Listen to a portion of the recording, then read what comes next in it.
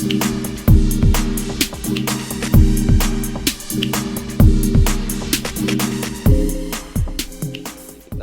mulai dengan ucapan Bismillahirrahmanirrahim. Assalamualaikum warahmatullahi wabarakatuh. Saudara-saudara sekalian, bahwa terkait dengan hukum konstitusi kita ini, tentu saya mengajar dan saudara-saudara sekalian juga belajar, atau kita sama-sama belajar pada kesempatan ini, itu tentu karena bukan hanya sekedar menggugurkan kewajiban, tapi tetap kita berada pada sebuah fase untuk kita masing-masing menemukan suatu pemecahan masalah dari setiap problem yang ada, dengan mendekatkan permasalahan itu pada kerangka ilmiah atau kerangka akademik. Tentu diharapkan di situ adalah cara berpikir yang akademik. Cara berpikir akademik itu adalah tidak melihat sesuatu itu apa yang terjadi, tapi melihat sesuatu apa yang menyebabkan sesuatu itu terjadi. Tidak melihat sesuatu itu mengapa terjadi bencana, tapi selalu orang akademik melihat bahwa apa penyebab dari bencana itu.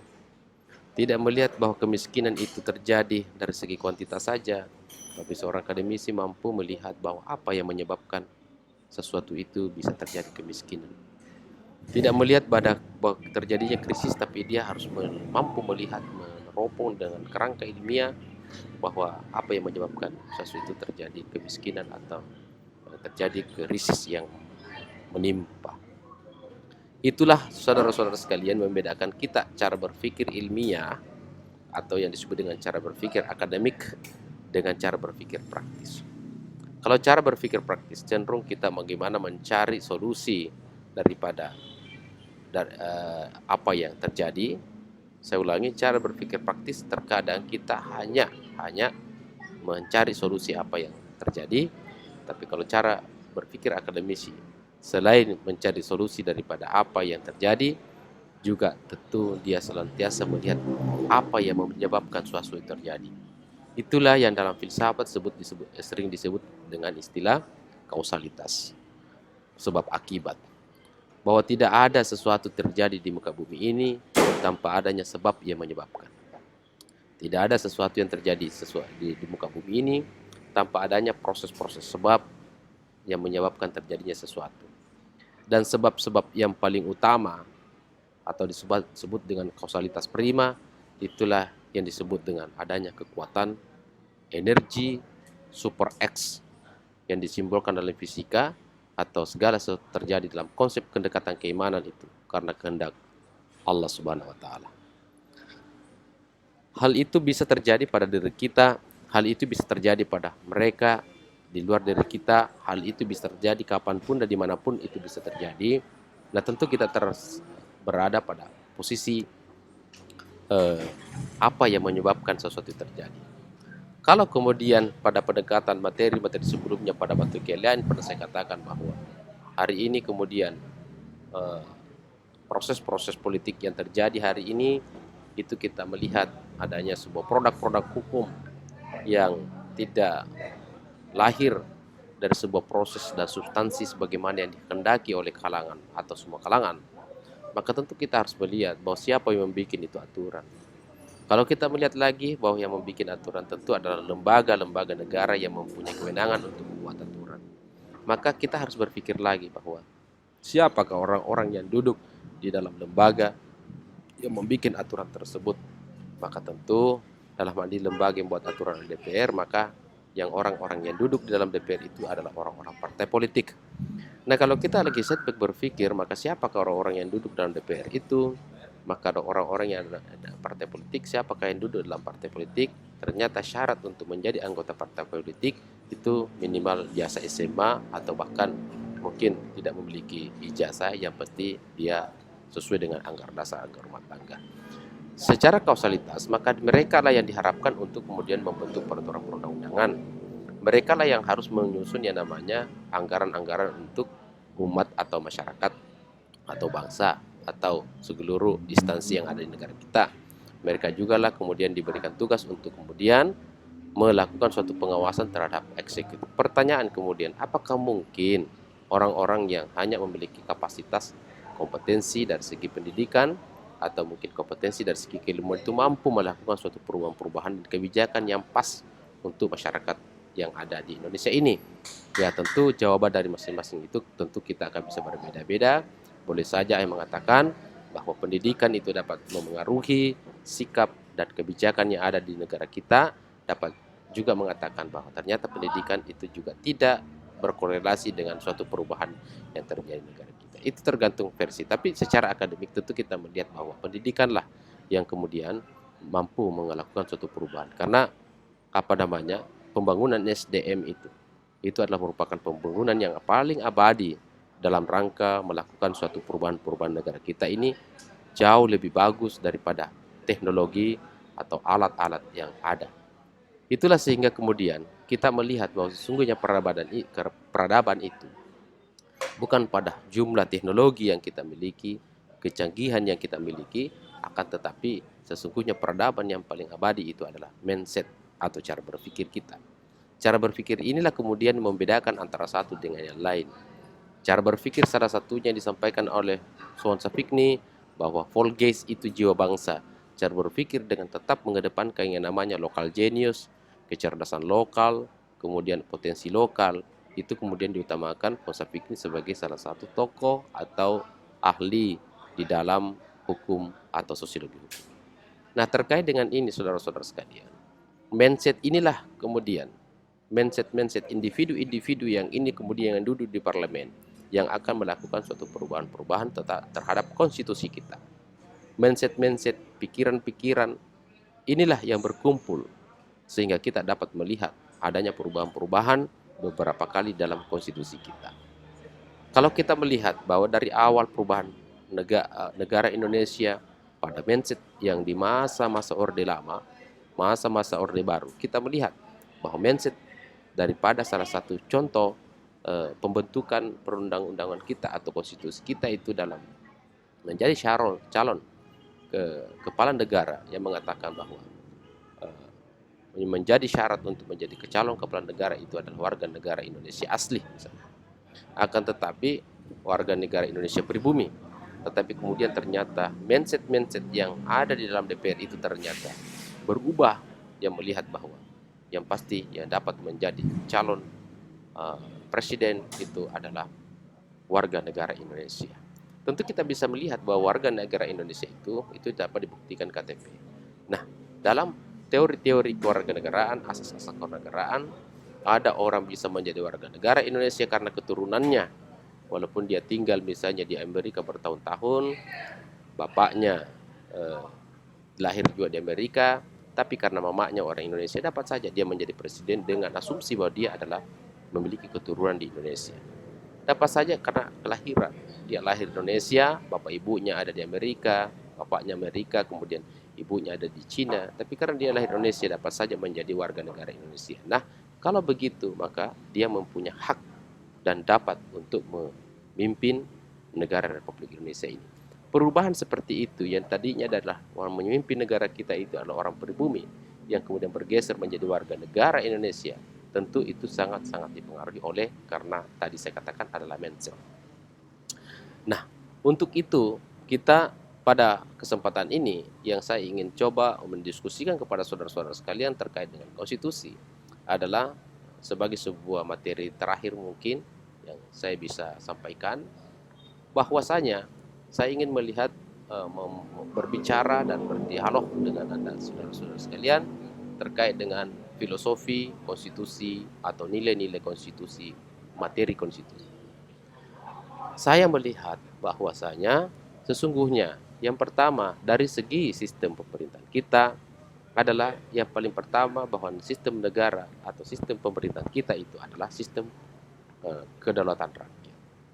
Artinya bahwa kedaulatan rakyat itu yang dikemukakan oleh George Rousseau, bahwa kedaulatan rakyat itu lebih pada di mana rakyat itu yang berkuasa, di mana rakyat yang menentukan kebijakan pemerintahan, baik secara langsung atau melalui perwakilan.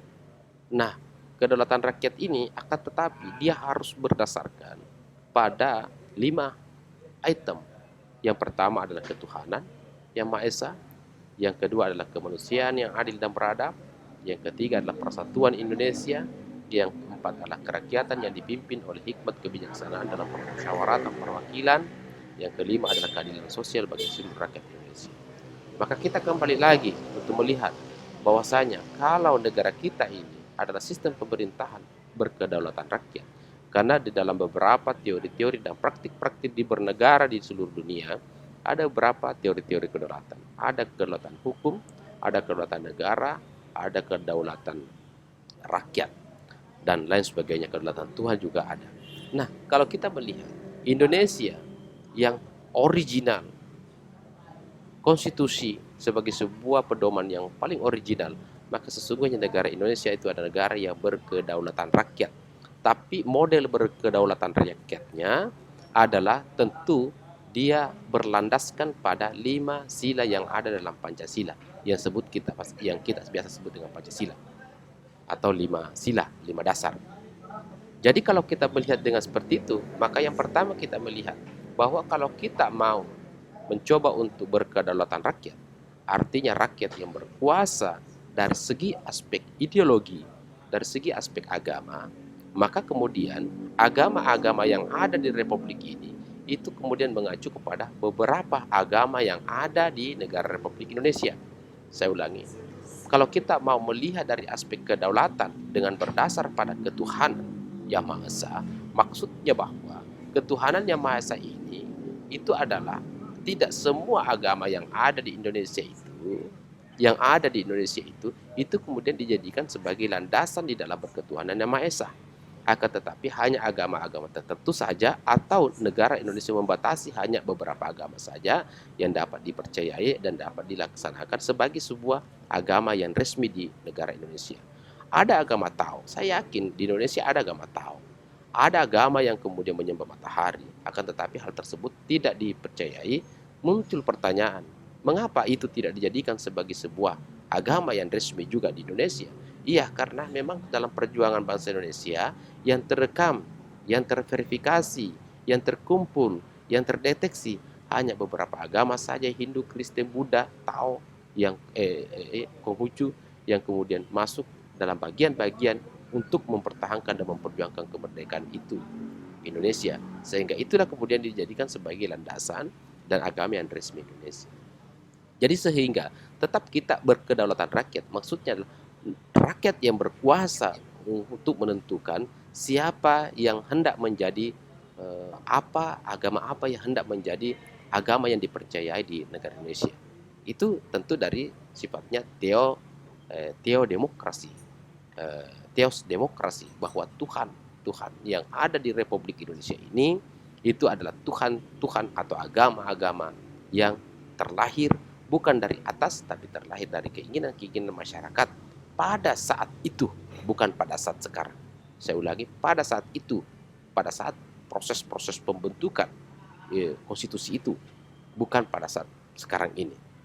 Nah, walaupun kita melihat di periode Gus Dur tetap memasukkan agama Konghucu sebagai sebuah agama yang resmi di dalam negara Republik Indonesia ini. Nah, tentu ini banyak tafsiran-tafsiran lagi kala itu untuk mengatakan bahwa mengapa dia dilibatkan padahal dia tidak memiliki sebuah kans, dia tidak memiliki sebuah prestise, dia tidak memiliki sebuah proses-proses perjuangan untuk merebut kemerdekaan, kenapa tiba-tiba masuk. Itu tentu adalah problem salah satunya, yang tentu kalau kita anggap problem, tentu tugas kita sebagai mahasiswa adalah bagaimana memecahkan pandangan-pandangan seperti itu. Pandangan yang baik adalah memberikan sebuah argumentasi, pandangan yang tidak baik bagi saya yang tidak sama sekali memberikan argumentasi dalam skala, dalam tataran kemahasiswaan atau akademik. Yang kedua adalah kita melihat dari kerangka kemanusiaan yang adil dan beradab. Kerangka kemanusiaan yang adil dan beradab itu, kalau kita melihat bahwa tentu kita bertanya, dari mana sih negara Indonesia mengambil kata kemanusiaan yang adil dan beradab itu? Sesungguhnya kalau kita melihat, maka tentu kita mengatakan bahwa kita mengambil kata kemanusiaan adil dan beradab itu dari masyarakat, dari keinginan-keinginan masyarakat. Kata kalau misalnya kata kemanusiaan, apakah memang yang mana lebih dahulu? Kemanusiaan itu ada istilah itu daripada Indonesia. Indonesia lahir 1945, 1945, kemudian kata-kata kemanusiaan jauh sebelum Indonesia lahir memang sudah ada. Maka itulah kemudian dijadikan sebagai dasar untuk menjadi sebuah ideologi. Untuk membuktikan itu, apakah memang ada di beberapa dari Sabang sampai Merauke kata-kata kemanusiaan itu dipraktekkan? Saya pikir kalau dari segi ilmu sosiologi, maka tentu kalau tidak ada manusia yang mau diperlakukan secara tidak manusiawi, filosofi itu, makna sosial itulah kemudian dijadikan sebagai dasar di dalam membentuk dan menjadikan kemanusiaan itu di dalam sila kedua itu sebagai kata yang sangat ampuh menjadi ideologi bangsa dan negara Indonesia. Untuk menguji kembali, apakah memang ada kata-kata atau karakter atau perilaku sosial yang kemudian berkemanusiaan? Saya pikir ada. Di Bugis Makassar jelas kita kenal namanya si Pakatau. Tentu di Ambon, si Pakatau betul, kemanusiaan itu menandakan sebuah makna si Pakatau.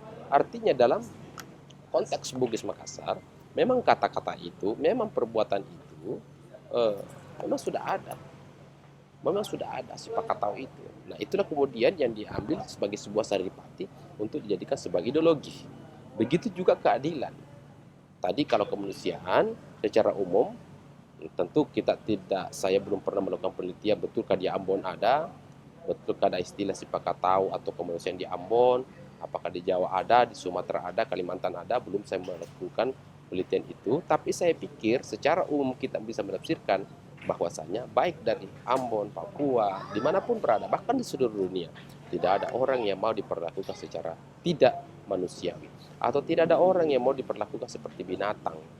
Dan untuk itu filosofi bahwa tidak ada yang mau diperlakukan secara seperti binatang, maka itulah kemudian maknanya kenapa kemudian dalam berbagai undang-undang kita itu melakukan suatu pengaturan-pengaturan untuk tujuannya adalah aturan itu untuk mengangkat hak dan martabat manusia untuk senantiasa tetap berada pada karakter-karakter berkeprimanusiaan.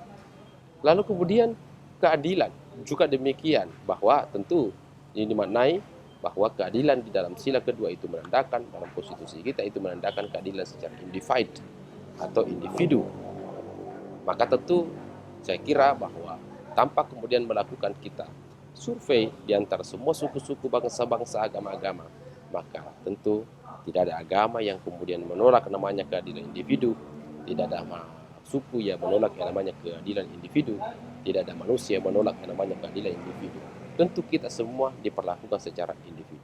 Dan terbukti hari ini, kalau kemudian Anda melihat pembangunan dari Makassar ke Parepare, itu kita melihat yang namanya adanya pembangunan jalan tol, maka kemudian ketika mereka diambil tanahnya, mereka dipanggil tanahnya untuk kemudian diambil sebagian untuk membangun jalanan tol atau jalanan 2 jalur dari Makassar ke Parepare, maka kemudian ada keadilan individu dengan membayar kompensasi. Lain halnya misalnya dengan negara-negara lain, negara-negara komunis, negara sosialis, ketika kemudian mereka mau mengambil tanah mereka tanpa kemudian ada kompensasi. Karena kenapa? Negara mereka itu adalah bekerja untuk negara. Itulah perbedaan dengan Indonesia dalam sistem konstitusi kita.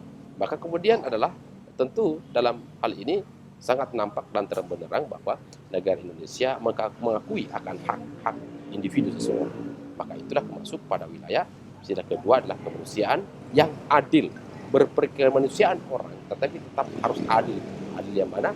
Adil secara individu. Dan kemudian keadilan yang beradab, adil yang beradab, kemanusiaan yang adil dan beradab.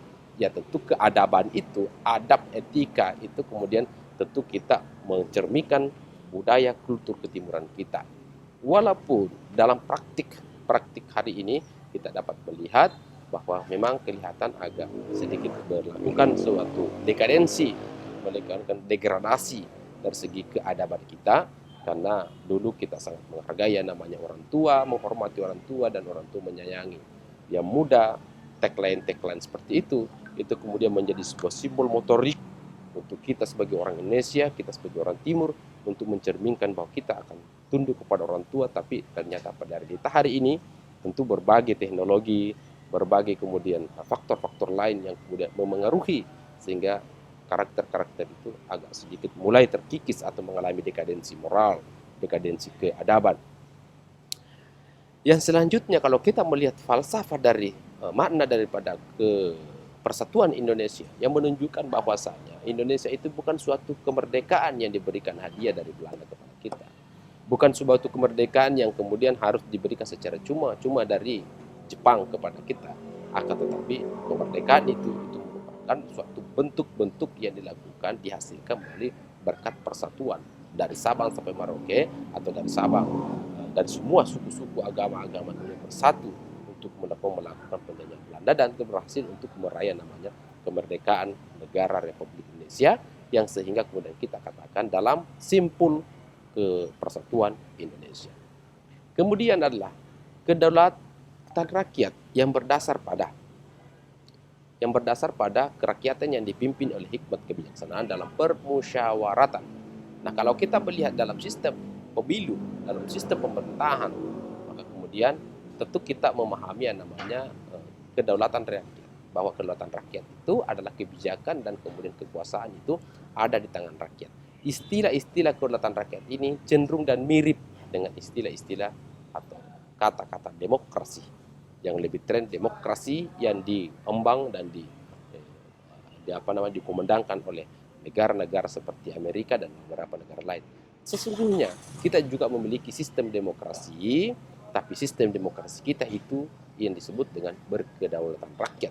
Model berkedaulatan rakyat kita itu, model berkedaulatan tetap ada walaupun rakyat memiliki kekuatan, walaupun rakyat memiliki kekuasaan sama dengan demokrasi, tetapi rakyat ini tidak ansih, tidak hanya pada kekuasaan saja, tapi kekuasaannya harus berlandaskan pada 5 sila-sila dan Pancasila.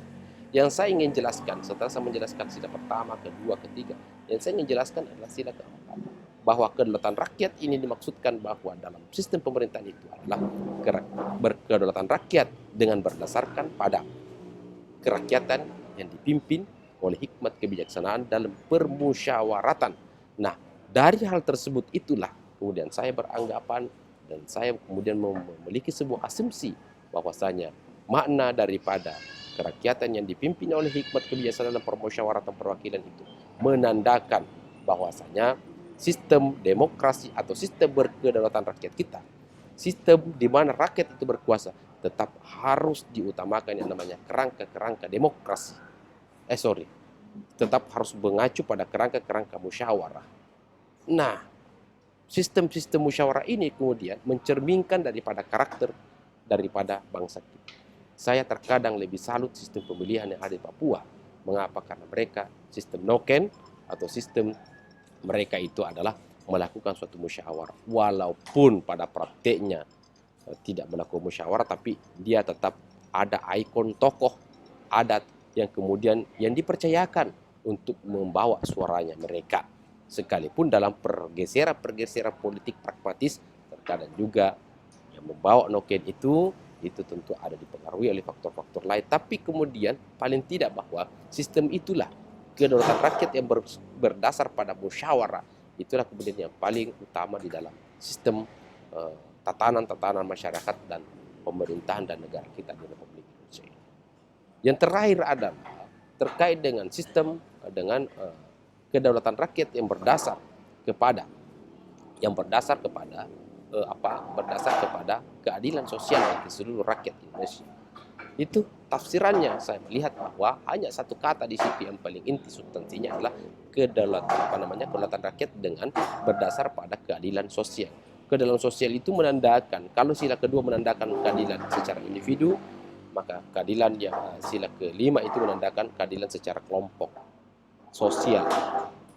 Bagaimana model kedaulatan rakyat dengan dengan berdasarkan pada keadilan sosial, bahwasanya negara Indonesia dalam sistem pengelolaan negara Indonesia tetap harus berada pada kerangka adil sosial, itu adil pada antar agama, adil antar kelompok, adil antar provinsi, adil antar kabupaten kota, adil antara ras, adil antara suku-suku, budaya-budaya, dan kelompok-kelompok masyarakat yang ada. Itulah makna bahwasanya keadilan sosial bagi seluruh rakyat Indonesia menandakan keadilan secara kelompok. Sedangkan kalau kita melihat sila yang memberikan makna daripada keadilan secara individu, itu dapat dilihat daripada keadilan yang menandakan di sila pertama.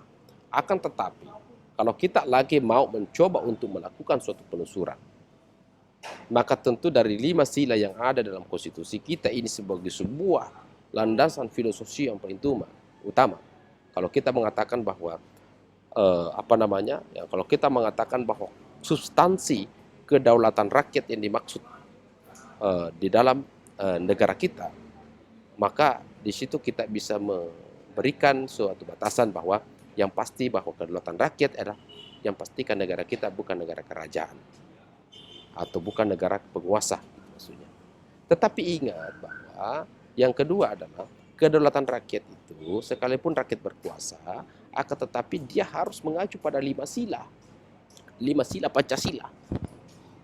Kemudian sila pertama, 2, 3, dan 4. 5. Itu dia berkedaulatan rakyat yang berdasarkan pada 5 sila itu. Nah, sekarang lagi kita selesai pada tahap itu, maka kemudian maka kita lihat lagi dari aspek situ bahwa kalau kita mau mengkaji dari aspek kalimat dari 5 sila itu, saya melihat, tapi ini sesungguhnya ini konsumsi untuk para kita saja, karena tidak enak untuk mempublikasikan keluar sana. Kalau kita mau melihat dari aspek itu, kalau kita peras ini 5 sila, saya mengatakan kalau kita peras 5 sila tinggal menjadi 1 sila. Berarti kalau begitu filosofi kebernegaraan kita ini itu adalah tinggal 1 sila. Sila yang mana adalah sila yang pertama, makanya piramida kan seperti itu. Nah, kenapa saya katakan demikian? Mari kita lihat. Yang pertama, kemanusiaan yang ada yang beragam. Agama yang dipercaya di Indonesia atau Tuhan yang dipercaya tidak pernah dan tidak ingkar atau berkesesuaian dengan kemanusiaan. Agama mengajarkan kemanusiaan, agama apapun yang dia percaya di Indonesia mengajarkan keadilan, agama pun mengajarkan keadaban etika. Oke, 1. Yang kedua adalah persatuan Indonesia. Makna dari persatuan Indonesia itu agama apapun itu kemudian mengakui yang namanya persatuan. Tidak ada agama yang menghendaki yang namanya bercerai-berai. Tidak ada agama bagi saya. Yang kedua, ketiga adalah kerakyatan yang dipimpin oleh hikmat kebijaksanaan dan permusyawaratan perwakilan. Yang keempat, nah tentu tidak ada agama yang menolak yang namanya musyawarah atau katakanlah demokrasi yang Anda sering yang kita mudah paham. Nah, demokrasi ini tidak ada agama yang kemudian menolak yang namanya demokrasi, karena demokrasi sesungguhnya itu adalah musyawarah. Makanya pas Indonesia itu adalah sistem negara yang harus bermusyawarah dalam menentukan pemimpin-pemimpinnya. Dan itu berkesesuaian dengan ketuhanan Yang Maha Esa.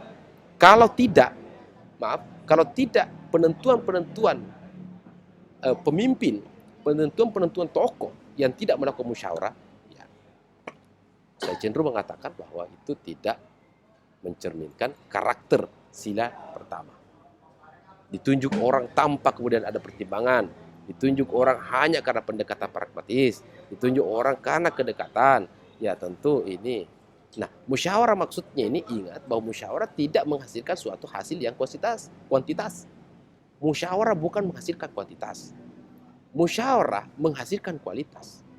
Tidak melakukan musyawarah di partai politik untuk bagaimana melahirkan meraup suara terbanyak di dalam partai politik.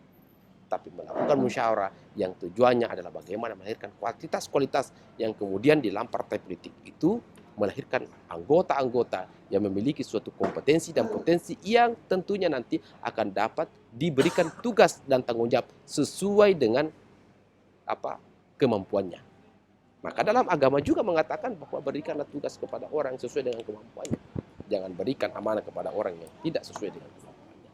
Berarti apa artinya? Musyawarah ini kan harus dimusyawarahkan. Siapa yang layak untuk menjadi presiden yang kita harus melihat bahwa lihat dulu kemampuannya. Kalau Cak Nur mengatakan begitu. Cak Nur mengatakan bahwa kalau untuk mau melihat pemimpin yang baik, adalah lihat latar belakangnya, lihat masa lalunya. Orang Bugis mengatakan kalau mau memilih cewek itu, kalau memilih gadis anaknya orang, lihat uratnya. Katanya kalau mau memilih yang namanya calon istri itu lihat uratnya. Kalau kita mau melihat yang namanya calon pemimpin, lihat uratnya, lihat masa lalunya.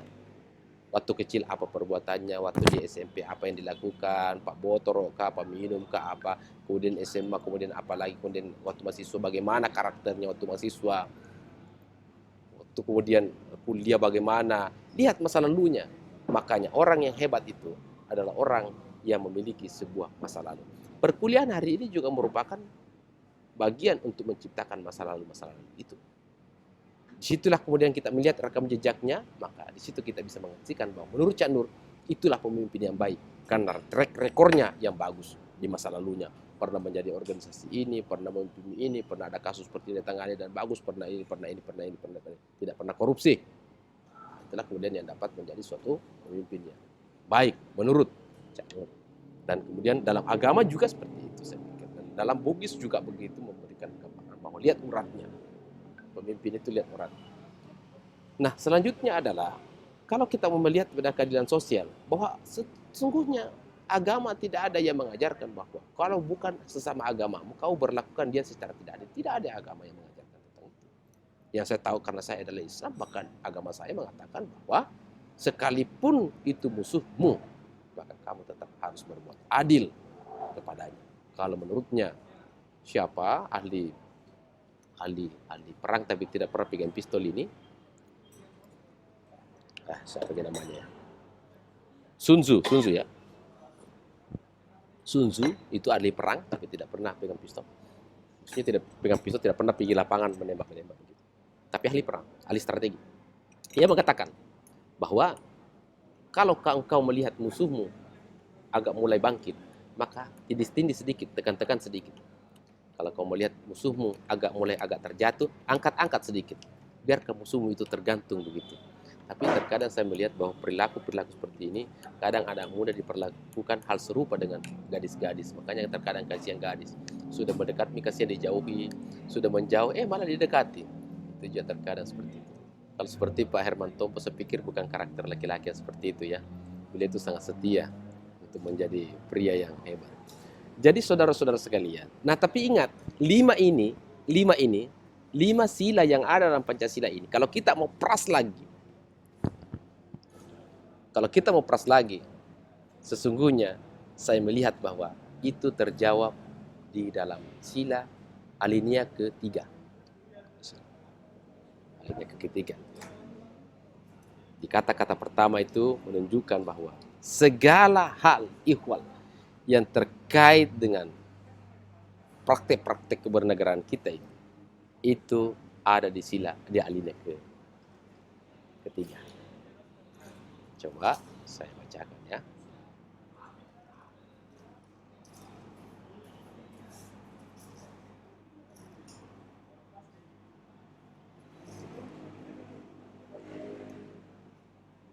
Ya.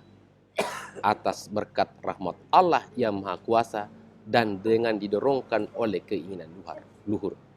Dua aspek transendental dan aspek human atau dua aspek transendental dan aspek hablum minallah dengan aspek hablum minannas, itu yang menjadi kata kunci di dalam konstitusi kita yang kemudian menjadi sebuah instrumen untuk melahirkan 5 sila.